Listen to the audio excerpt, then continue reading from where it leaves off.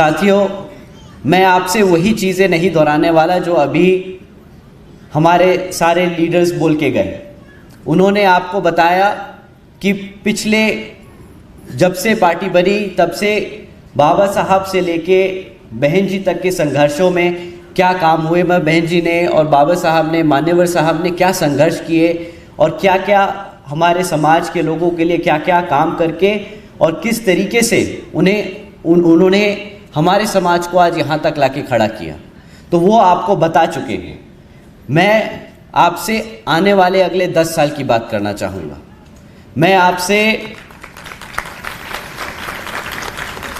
BSP के भविष्य की बात करना चाहूँगा और उसके साथ साथ हम आज कहाँ खड़े हैं वो भी समझना चाहूँगा। अगर मैं कुछ गलत समझूँ तो आप मुझे बेशक टोक देना, क्योंकि ये बंद दरवाजे की मीटिंग है। मुझे नहीं पता बाकी पहले कैसे चलता है, बट मैं बहुत कंफर्टेबल हूँ। अगर किसी को लगे कि मैं कुछ गलत बोल रहा हूँ तो अपना हाथ उठा के बोले कि भैया ये गलत है, तो मुझे कोई दिक्कत और आपत्ति नहीं उससे। तो साथियों, आज मैं आपसे आज का और आने वाले 10 साल का उसके बारे में बात करूँगा। पर इन सब में जो टिपिकल एक भाषण होता है, मैं वो आज आपके सामने नहीं रखूँगा। ना मैं आपसे आज यहाँ की जो कहूँ अगर निकम्मी एकनाथ शिंदे, शिवसेना और बीजेपी की जो बिल्कुल ही बेकार सरकार चल रही है उसके बारे में भी बात नहीं करने वाला। ना मैं आज केंद्र की भाजपा की सरकार जो सिर्फ धोखा और घोटाले करने वाली है, जो आज तक अभी किसी के सामने आया नहीं, पर जैसे ही ये सरकार केंद्र से हटेगी तब आपके सामने आएगा कि किस कदर इसने हमारे समाज को अंदर से खोखला किया है। ना मैं इसकी आज बात करूंगा और ना मैं बात करूंगा ऐसे कोई लंबे चौड़े वादे जो हम 2024 में करके दिखा देंगे। मैं आज आपसे सीधी बात करूंगा और वो बात करूंगा जो मैंने पिछले 2.5-3 साल में आप सबसे सुनी है, जो महसूस करी है। और अगर कुछ गलत महसूस या समझा तो आप प्लीज़ मुझे टोक देना। मैं पिछले 2.5-3 साल में ये समझा जो हमारे कार्यकर्ता हैं वो कुछ थोड़े से परेशान हैं करंट स्ट्रक्चर को लेके, करंट तरीक़ों को लेके। जिस तरीके से पार्टी चल रही है उसमें बहुत कमियां हैं। अगर मैं आपके सामने 2-3 रखूं तो आप मुझे बताना आपको कैसा लगा कि ये सही है कि गलत है। क्या आप सबको ये लगता है कि हमारे कुछ पदाधिकारी पार्टी को फ़ायदा पहुंचाने से ज़्यादा नुकसान पहुंचाने का काम कर रहे हैं? सही है? नाम नहीं लेना, हम बस काम की बात कर रहे हैं। हाँ, क्या आप सबको लगता है कि हमारी पार्टी में कुछ काबिल लोगों को आगे मौका नहीं दिया जा रहा और नाकाबिल लोगों को आगे रखा जा रहा है? सही बात है? सही बात। क्या आप सबको लगता है कि हमारी पार्टी में युवा साथियों को उतना मौका नहीं दिया जाता जितना दूसरी पार्टियों में दिया जाता है? ये भी बात सही है? एक बार आप सब अपने हाथ उठा के बता दो कि अगर इन तीनों में से तीनों बातें सही हैं, आपको सही लगी तो एक बार हमें पता चल जाए। देखिए साथियों, इनके जवाब हमारी बहन जी कई बार दे चुकी हैं। ये बात जो आपको लगता है सही है, ये जो बात आप समझ रहे हैं, जो आप दबी आवाज़ में बोलते हैं, वो बहन जी तक पहुंचती है और बहन जी ने इनके लिए कई बार सल्यूशन भी दिए, कई बार इसके लिए आपको आगे सल्यूशन दिए ताकि हम उसे सुधार सकें। ऐसा नहीं है कि ये दिक्कतें बहन जी तक नहीं पहुंची, बट मैं आप लोगों के बीच में एक बार दोबारा से ये दोहराना चाहता हूँ, इसलिए ताकि आपको भी मालूम हो कि आपकी दिक्कतें, आपकी परेशानी या आपको जो कमियां लग रही हैं वो लीडरशिप तक पहुंच रही है कि नहीं। तो साथियों, ये बहन जी की तरफ से मैं आप सबसे बोलता हूं कि हाँ, हमने इन दिक्कतों को समझा है, देखा है, महसूस किया है और इसके लिए कई बारी इसके लिए समाधान, इसके लिए हमने सॉल्यूशंस भी देने के काम करे। परंतु साथियों, इनके जवाब जैसे मैंने कहा बहन जी ने कई बार दिए, परंतु परेशानी इन सवालों के जवाबों को ढूंढने में नहीं है। बहन जी ने इन सवालों के जवाब कई बार दिए, बल्कि हमें परेशानी इन सवाल के जो जवाब हमें मिले उनको ज़मीनी स्तर पर इम्प्लीमेंट करने में आती है। क्या आप ये मानते हैं कि बहन जी ने अगर आप लोगों की परेशानी समझी और उसका सल्यूशन दिया तो शायद हम उसको इम्प्लीमेंटेशन में कहीं छोड़ गए? क्योंकि अगर आपकी बात उन तक पहुंची है तो उन्होंने भी समझा कि अपने कार्यकर्ता की अगर दिक्कतें हम सॉल्व नहीं करेंगे तो पार्टी आगे नहीं बढ़ेगी। पार्टी कार्यकर्ता से बनती है और कार्यकर्ता चलता है तो पार्टी चलती है। ये बहन जी और हम सब मंच पे जो मौजूद हैं सब बखूबी समझते हैं। तो शायद सल्यूशन देने में दिक्कत नहीं, सल्यूशन को इम्प्लीमेंट करने में कुछ कमियां रह गई हैं। मैंने कई बार सुना है हमारे साथियों से कि फलाना पार्टी में तो बहुत तेज़ी से काम हो रहा है, ज़मीनी स्तर पे काम हो रहा है। मैंने अपने साथियों से सुना है कि भाई फलाना पार्टी में तो यूथ विंग है, उस पार्टी में तो सोशल मीडिया विंग है। पर साथियों, मैंने ये कई बार सोचा कि यार ये तो बात सही कह रहे हैं हमारे लोग कि यार दूसरी पार्टियों में यूथ विंग होता है, पर बहन जी ने इसका क्या सल्यूशन दिया और हमने उसका क्या इम्प्लीमेंटेशन किया। दूसरी पार्टियां यूथ विंग बना के उसे रीजनल स्तर पे छोड़ देती है, कॉलेज के लेवल पे छोड़ देती है, लोकल बॉडीज तक छोड़ देती है। बट बहन जी ने क्या किया कि यूथ को सीधा राष्ट्रीय स्तर पे लाके खड़ा कर दिया। बहन जी ने क्या करा, सब यूथ को ऊपर से लेके नीचे तक पार्टी के हर पदाधिकारी के हर लेवल पे 50% यूथ को रिजर्वेशन दिया। बहन जी ने वो काम किया एक कदम आगे बढ़ के जो दूसरी पार्टियां पीछे रह गई। पर दिक्कत कहां आई, हम आज तक, और मैं ये बड़ा खुल के बोल रहा हूं, बुरा मत मानिएगा, हम आज तक वो सारे पद कभी सही तरीके से पूरे नहीं भर पाए। ना ही हम उन पे हमारे 50% युवा साथियों को लगा पाए, ना ही हम उस पे अपने काबिल कार्यकर्ताओं को लगा पाए। ये हमारी इम्प्लीमेंटेशन में कमी रही। पर इसका मतलब ये नहीं कि हमारे पास सल्यूशन नहीं है। साथियों, फिर दूसरी बात आई कि भाई दूसरी पार्टियों में तो सोशल मीडिया विंग है।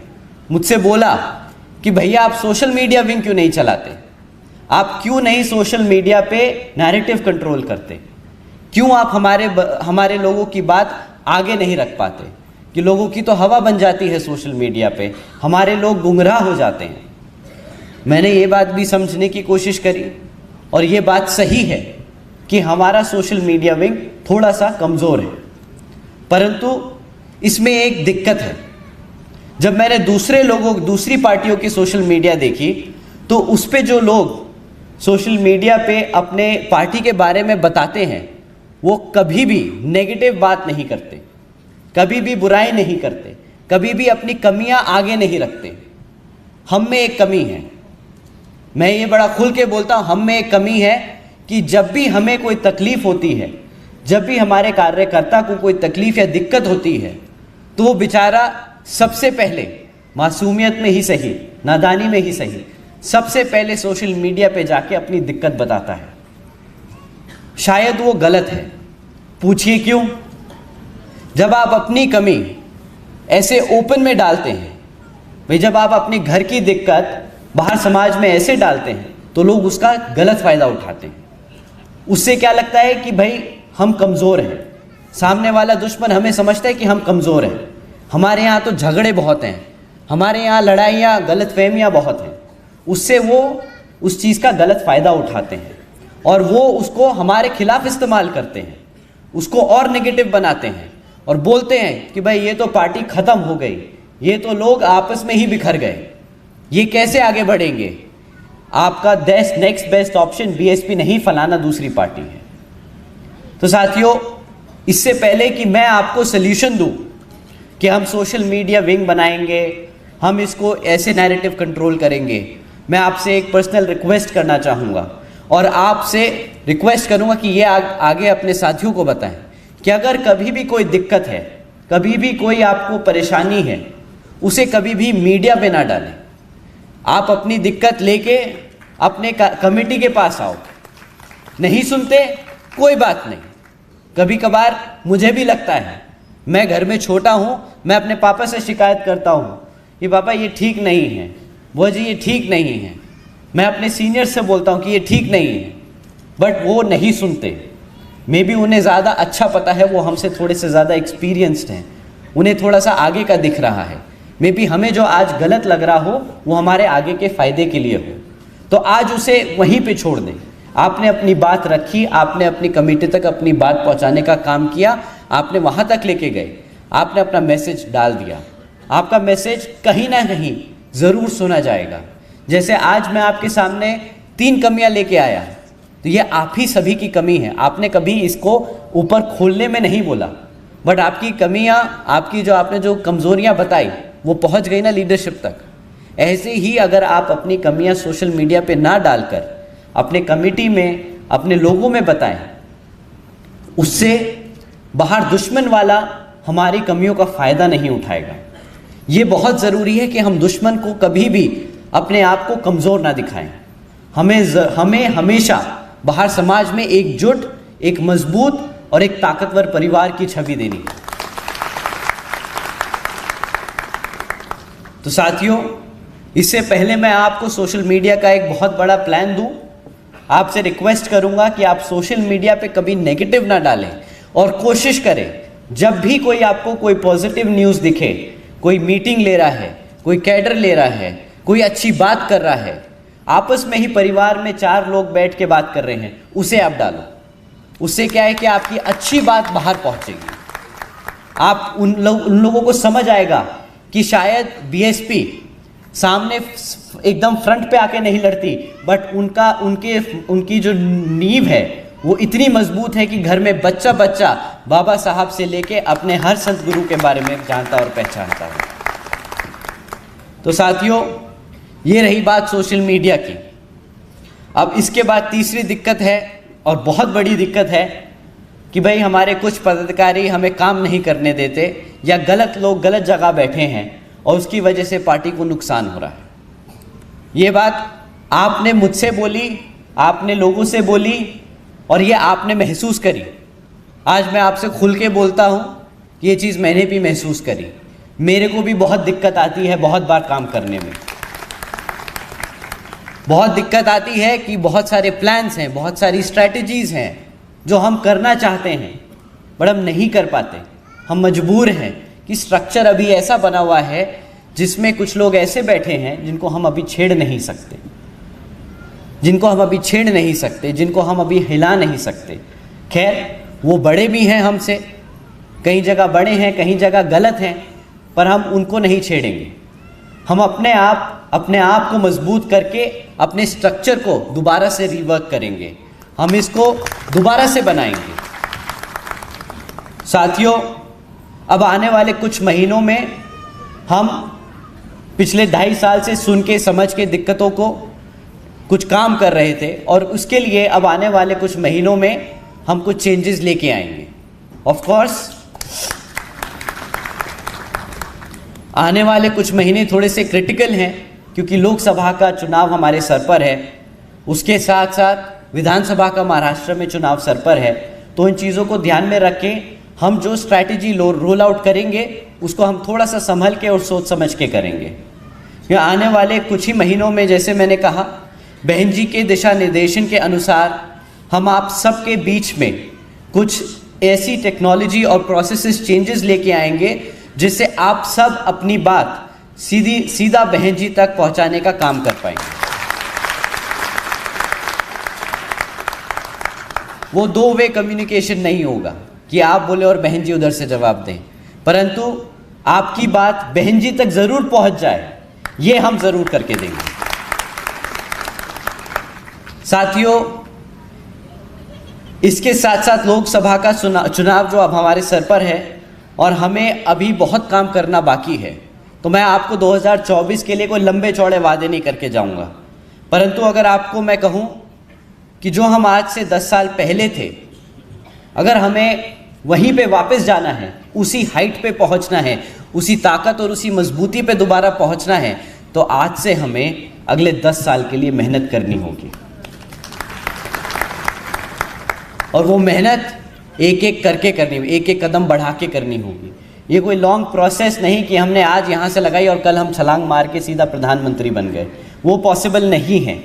बट हम आज से मेहनत करना शुरू करेंगे तो अगले 10 साल में वापस वहाँ पे पहुँच सकते हैं जहाँ पे बीएसपी पिछले 2007-8 में थी, अपनी हाइट पे थी। साथियों, जैसा कि आपको मालूम है कि आज हमारे नेशनल वाइस प्रेसिडेंट भी हमारे साथ मीटिंग में मौजूद हैं। मैं और ज़्यादा समय ज़ाया नहीं करूँगा। मैंने अपनी बात समक्ष में इतनी ही रखनी चाहिए, आप लोगों की समझनी चाहिए और आपको बताना चाहा कि आगे क्या है, अगले 10 सालों में हमें किस तरीके से आगे बढ़ना है, क्या आपकी दिक्कतें हैं हमने समझी और हम उसका सल्यूशन निकालने में काम कर रहे हैं। धीरे धीरे हम आगे बढ़ेंगे और इस चीज़ को, पार्टी को दोबारा से वहाँ लेके जाएंगे जहाँ पे हम एक बारी बहुत मजबूती से खड़ा हुआ करते थे। तो अपनी बात मैं आखिर में एक और बात रखूँगा, ये अंग्रेज़ी में होगी, बट इसके बाद फिर मैं अपना बाकी सारा समय हमारे नेशनल वाइस प्रेसिडेंट जी को देना चाहूँगा। तो साथियों, so dear comrades, I believe for us to be the next generation of India. I believe BSP has the opportunity today that it hasn't had in the last decade. We will build the party from ground up and come up stronger than ever before, because the future is ours to take. We believe in Baba Saheb's vision of India, we believe in our founder's vision of BSP, and we believe in our leadership's ability to transform this party once again and bring BSP to forefront of Indian politics. साथियों, अपनी ये बात यही ख़त्म करते हुए आप सबका तहे दिल से एक बार दोबारा से धन्यवाद करते हुए, जय भीम, जय भारत।